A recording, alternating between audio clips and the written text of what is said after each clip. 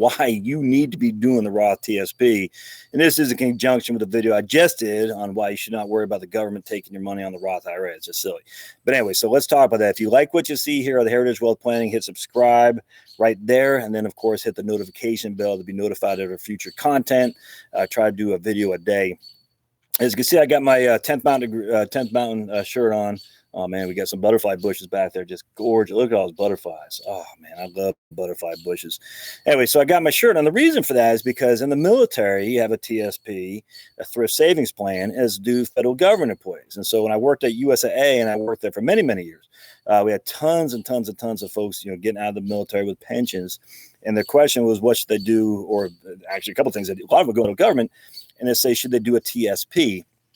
A lot of the military guys did not do a TSP because back then they didn't give any match. And Frank, I can't remember if they do or not. And back then it was just like 2 years ago. I think they might do a match now in the TSP. They just changed the rules. I did a video on that,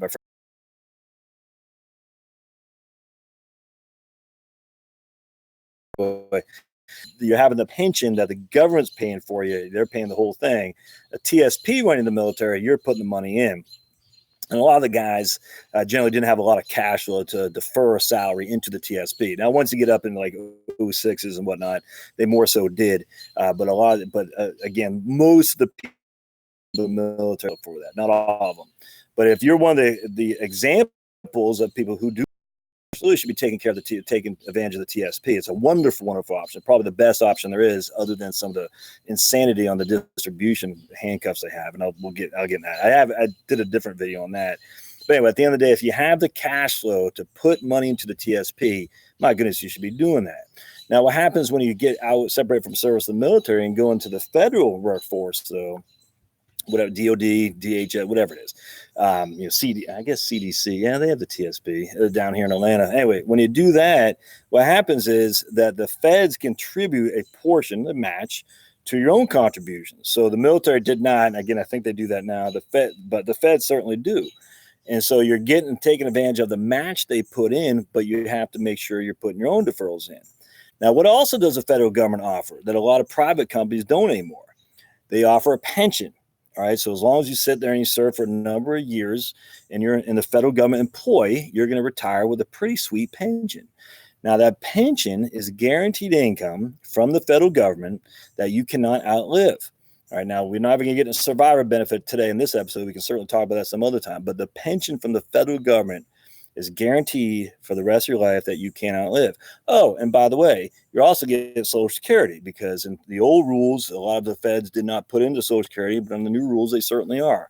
CSRS. So you can look at it. You can see your FICA taxes on there. And if you have FICA taxes, OASDI, you're paying the Social Security, which means you're going to get Social Security plus your pension. What are those two things? They are guaranteed income that is taxed from the very first dollar. You don't get any tax breaks on that. Now, you might get some from state taxes if you live in a state that doesn't tax pensions and whatnot. But from the feds, you don't. You don't get any tax breaks whatsoever on your pension money. So you have your pension, you add your Social Security benefits on there, and what happens is now your pension is going to make your Social Security benefit almost fully taxable. 85% of your Social Security benefit will now be taxable if your pension is basically above $32,000 a year. So if you have a pension of $3,000 a month, you are getting your Social Security is going to be partly taxable. And at that point, pretty much 85% of your Social Security is going to be taxed. So a pension and Social Security are fully taxable to you as ordinary income. What is not taxed to you, though, as a TSP, a Roth IRA, Roth TSP comes out after tax because you've already paid tax on the money going in. And as I talked about the other day, when it comes to tax hedging, we have income tax deferred, we have income tax free, we have a combination of our overall portfolio and a tax allocation method that's going to take advantage of the codes. That way we can draw money out of income tax deferred or taxable, or we can draw money out tax free, depending on what the situation is at the point. So let me give you an example. You're sitting there and say, okay, I'm 60 years old, I just retired, I'm not taking Social Security yet.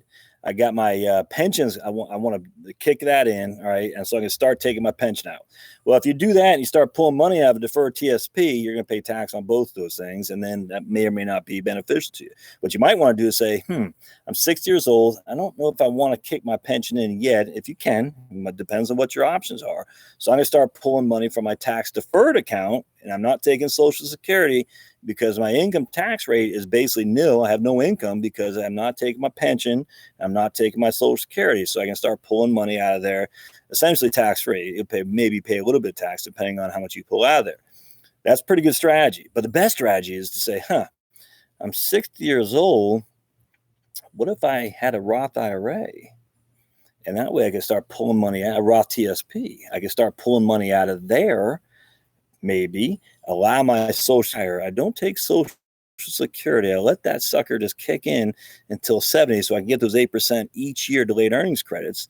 But instead, I start pulling from my IRA, moving money to my Roth so I can pay tax while my tax bracket is basically the lowest it'll ever be again.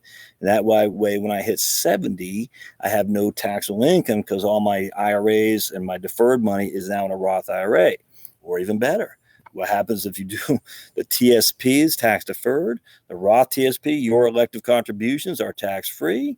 You say, I'm just letting that sucker grow because I never have to take required distribution as long as I roll it to a Roth IRA. Ever have to take a required distribution.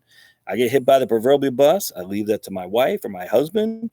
She or he never has to take an RMD because it's a Roth IRA. No required minimum distributions to you or a spousal beneficiary. So I can let that sucker just run for years and years and years, decades to come. Now, because I've already paid tax on that money, even if I do need to take it out, it'll be tax free to me. But ideally, I just let that just roll and grow and grow and grow. My pension's kicking in. All right, so I got my pensions providing me a guaranteed income source. I got my Social Security is providing me a guaranteed income source, and Social Security is taxed with the pension. But I still have the deferred part of the government's TSP. So don't forget, you're putting money in, they're putting money in. The money you're putting in, you can decide where it goes. The money they're putting in, it goes to the deferred account. So you have all kinds of options that with a Roth TSP you can do without breaking the bank, without getting hammered tax-wise. I mean, all right, let's just say you're putting 5% a year in. You're making $100,000 a year. That's $5,000 more this year you're going to have to pay on tax. I'm sorry. That's not $5,000 of taxes you're going to have to pay. That's $5,000 more on your adjusted gross income that will flow down to your bottom line, your taxable income. Now you factor in your standard deductions. If you got mortgage interest, if you got real estate, all that, the likelihood of you paying much money on the extra $5,000 today is pretty minute. You're going to have probably pretty significant mortgage interest, pretty significant real estate income, real estate tax you can write off. You get a lot of deductions you can take.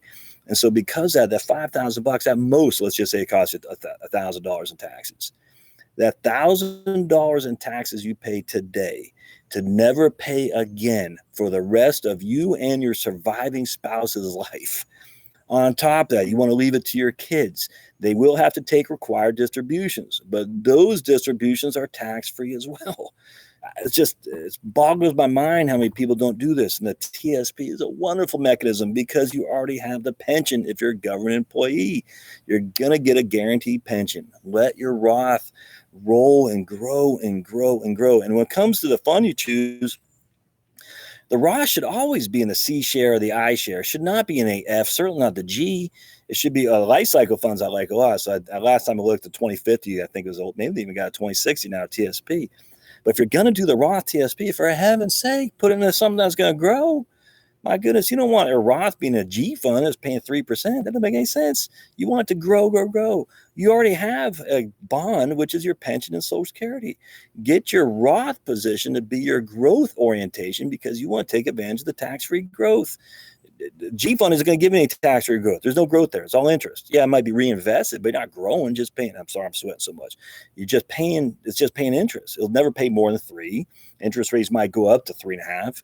It'll never pay more than 3.5. It might go down to 2.5. It'll never pay more than 2.5. It's always going to be whatever the rate is at that time. Take advantage of the Roth. My goodness, please, please, please. The Roth 401k, or in this case, Roth TSP. Again, a lot of companies 403Bs because they're hospitals and teachers, schools. I don't think they offer to me on Roth 403B, but the TSP I know for a fact does. So you're getting, let's just say, use the I fund. I mean, I think the expense ratio is like three basis points. It's like nothing for international stocks. You're getting nothing. I mean, actually, some of those TSPs literally don't cost anything. They're completely subsidized.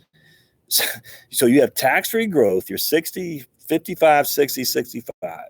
You and your spouse, the one of you is going to live until you're 90 years old.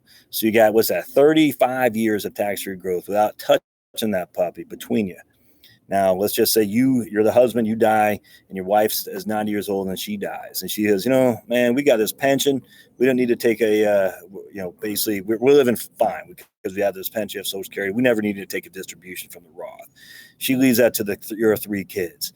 Man, they're going to have so much money put away in that sucker. It's going to be insane, on top of the fact that it's all tax-free. Oh, yeah. Let's do the Roth TSP. Also, I got to say about that. Just do the Roth TSP. All right. Well, I hope this is of interest to you as well. And then just if you have questions on it, comment down below. Roth TSP, do not do G fund. Do not do the F fund. Those are the bond funds. Do the C, the S, or the I, or a combination thereof, or the life cycle funds. So that's simple. Just keep it simple, stupid. All right. Hope this helps some friends. As always, if you like what you see here, subscribe right there. And if you do subscribe, don't forget to hit the button to be notified, the little bell of future content that we do here. Go to the homepage at heritagewealthplanning.com. I send out an email, like I said, about 3 or 4 times a week. If you want to be enrolled in the email, just go ahead and sign up right there. I don't spam or anything like that. Just whatever's on my mind, I'll fire down an email. And if you want to unsubscribe, by all means, do so. And then I guess that's pretty much heritagewealthplanning.com. You'll see a little button. I think it's a pop-up now that says subscribe for the email, and we'll get you set up. Hey, look forward to seeing you next time. Thanks, guys.